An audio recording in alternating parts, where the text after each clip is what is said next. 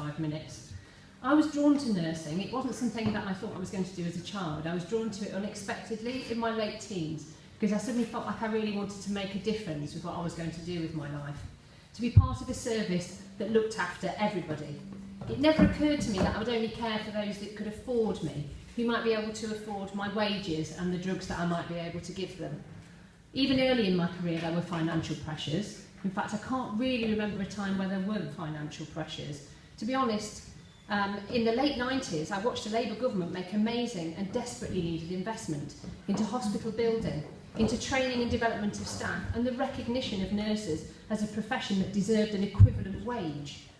And as a neonatal nurse, I witnessed the difference Sure Start made to the prospects of children and their parents, and I watched the setting up of better community and social care. I was a huge fan of the ends, but not such a fan of the means. The private investment partnerships that paid for much of the building started what many of us felt was a dangerous precedent. And in 2010, when the Conservatives won the election, I felt a sense of horror at what was coming next. I knew that the trickle of privatisation I'd seen under New Labour was about to become a flood, and I was right. The creation of the NHS is Labour's most important and proud legacy. It's now 68 years old. In those 68 years, we have carefully built up experience and expertise. We have invested in science and in research. We've learnt how to give excellent care. We've developed treatments and new drugs. We've advanced and invested in hospitals and in people.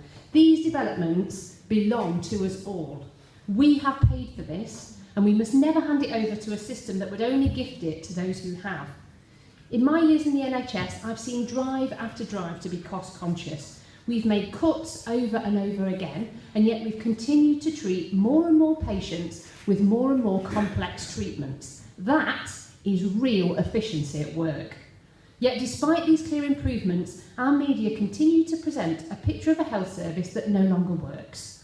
One that's failing, one that needs replacing with something else. The rich men who own our media are helping the rich men who run our government to justify selling off the profit-making parts of our health service to private companies for personal profit. That money is ours. That profit is our profit, and money that should be paid back into the service to maintain and prop up the areas that incur huge costs and never make any money, like intensive care, areas that are absolutely vital. When we are ill or hurt, the vast majority of us will turn to NHS care, but most of us don't realise how much of that care already isn't NHS. In Nottingham, if we need transport to hospital, that will be provided by a private company. The hospital we stay in, cleaned and maintained by a private company. The porters that transport us from ward to ward, from department to department, they're contracted by a private company. The treatment centre where outpatients' appointments and procedures are carried out, private. The beds maintained and provided by a private contract. The food that patients eat, that is so vital to their recovery, is privately bought in and distributed by privately run members of staff. The home care company that bring equipment and medication to my patients' homes so that they can give their own treatment, that comes from a private company. In fact, if you look at the health service across the UK-wide, you'll find lots and lots of vital services now provided by private companies. Maternity, mental health, minor surgery, diabetes, palliative care, sexual assault referral services, and paediatrics. The staff working in these areas have watched the service they work for sold off to the highest bidder. They've had to sign a private contract in order to carry on doing their job. They may have taken a pay cut, lost benefits, changed their uniform, lost the working conditions and working relationships they had, or maybe even lost their pension. In many cases, we lose them because they leave and they take their expertise and experience with them. I wondered if perhaps we wouldn't really know the value of a free health service until we no longer have it.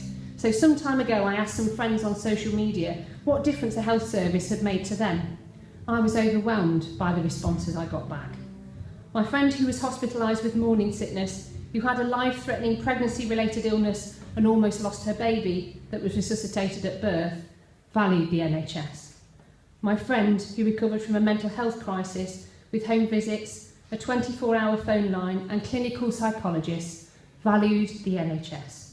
The friend with a chronic lifelong autoimmune disease that only responds to expensive medication that wouldn't be covered on any US-style health insurance, but without which she's completely disabled and unable to care for her daughter. She values the NHS. The friend whose daughter has Turner syndrome, who wouldn't be able to afford the growth hormone she'll need to achieve a normal life. The one who survived breast cancer surgery, chemo and radiotherapy and had reconstruction. And me, whose daughter's life was saved aged 2 when an allergic reaction to milk almost killed her. We all value the NHS. At the beginning of this speech, I said I was drawn to be an NHS nurse because it was a service that looked after everybody. It's for this very same reason that I joined the Labour Party. Harry is here today to remind us of a life before a welfare state and of the hardship and loss and inequality that defined that society. We are the Labour Party. As a party, we did something truly revolutionary. We created a health service free at the point of delivery for everybody. That health service no longer exists. It's time to be revolutionary all over again. It's time for Labour to make a promise to recreate a true NHS.